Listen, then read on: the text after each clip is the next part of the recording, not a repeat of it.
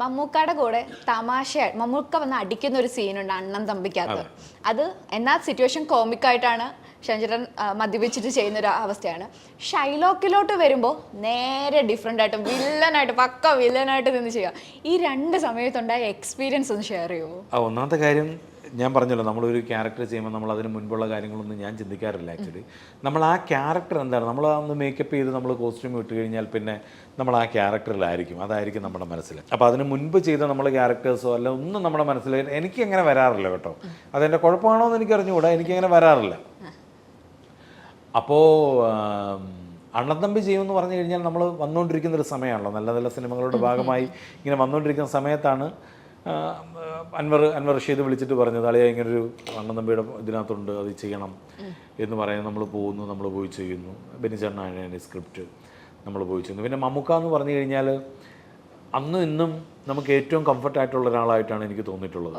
മനസ്സിലായില്ലേ, നമുക്ക് ഡിസ്കസ് ചെയ്യാം. പക്ഷെ മമ്മൂക്കയുടെ കൂടെ അഭിനയിക്കുമ്പോൾ എല്ലാവരും പറയും ഞങ്ങൾക്കൊരു പേടി ഉണ്ടായി. വെറുതെയാണ് അത് എന്താണ്, അത് അദ്ദേഹത്തിൻ്റെ ഒരു എക്സ്പീരിയൻസ് കൊണ്ട് നമുക്ക് തോന്നുന്നതായിരിക്കും. പക്ഷേ അദ്ദേഹം ഏറ്റവും കൂടുതൽ ഇഷ്ടപ്പെടുന്ന ഏറ്റവും ഇന്ന് വന്ന ആൾക്കാരുമായിട്ടിരുന്ന് കാര്യങ്ങൾ ഡിസ്കസ് ചെയ്യാനും അവരുമായിട്ടിരുന്ന് ഓരോ തമാശകൾ പറയാനും ഒക്കെയാണ്. അതുകൊണ്ടാണ് അദ്ദേഹം ഇപ്പോഴും ഏറ്റവും പുതിയ ആളായിട്ട് നമ്മുടെ മുന്നിൽ നിൽക്കുന്നത്. അതുകൊണ്ട് തന്നെയാണ്.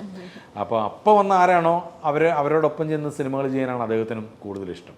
അപ്പോൾ അണ്ണൻ തമ്മിൽ നടക്കുമ്പോഴാണെന്നുണ്ടെങ്കിലും നമ്മളോട് തമാശകൾ പറയുന്നു, അങ്ങനെയൊക്കെ ഉള്ള ഒരാളായിരുന്നു മമ്മൂക്ക. അപ്പം മമ്മൂക്കയായിട്ടുള്ള കോമ്പിനേഷൻ ആണെന്ന് പറയുമ്പം സാധാരണ നമുക്ക് ടെൻഷൻ ഉണ്ടാകുന്ന പോലെ തന്നെ നമ്മുടെ മനസ്സിൽ ടെൻഷനുണ്ട്. പക്ഷേ ഈ പറഞ്ഞ പോലെ നമ്മൾ ഈ മിമിക്രിക്കുള്ളൊരു ഗുണം അതാണ്. തട്ടിക്കയറി കഴിഞ്ഞാൽ നമ്മുടെ ടെൻഷൻ മാറും, അതായിട്ടങ്ങ് മാറുമെന്ന് പറഞ്ഞ പോലെയാണ്.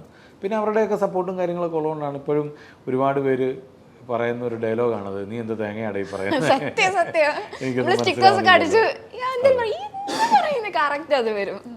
അതെ, എനിക്കൊന്ന് വില്ലൻ ക്യാരക്ടർ ചെയ്തത് ഷാൻചേട്ടൻ്റെ നമ്മുടെ ഷൈലോക്കിൽ ഒരു ക്യാരക്ടർ ഉണ്ട്, അത് അവൻ്റെ അല്ല. അത് ശരിക്കും ഹിറ്റായി. നമ്മൾ വില്ലൻ്റെ ക്യാരക്ടേഴ്സ് പലരും എടുക്കുമ്പോൾ അത് അങ്ങനെ ഹിറ്റ് ആവത്തില്ല, നെഗറ്റീവ് റോളിൽ നമ്മളവിടെ വെച്ചേക്കാം. പക്ഷെ അത് ശരിക്കും അങ്ങ് ഹിറ്റായി ഷൈലോക്കിൽ. എവിടെ എന്ത് പറയും അത് അവൻ്റെ അല്ല, കറക്റ്റ് അത് വരും. അതിനെ പറ്റി ചേട്ടൻ എന്താ പറയാനുള്ളത്? അല്ല, ഒന്നും പറയാനില്ല. ഇതൊന്നും പ്രതീക്ഷിച്ച് നമ്മൾ ചെയ്യുന്നതല്ലോ. നമുക്കൊരു സീൻ, നമ്മൾ അജയ് വാസുദേവാണ് അതിൻ്റെ ഡയറക്ടർ. അപ്പം അജയ് പറയുന്നത്, ചേട്ടാ ഇതാണ് ഡയലോഗ്, അതവൻ്റെ അല്ല എന്ന് പറയുമ്പോൾ നമുക്ക് നമ്മുടെ മനസ്സിൽ തോന്നുന്നൊരു ഒരു എക്സ്പ്രഷനാണത്. അതവൻ്റെ അല്ല, അതങ്ങനെ പറയാമെന്നുള്ളത്. അത് വേണമെങ്കിൽ അതവൻ്റെ അല്ല അങ്ങനെ വേണമെങ്കിലും പറയാം.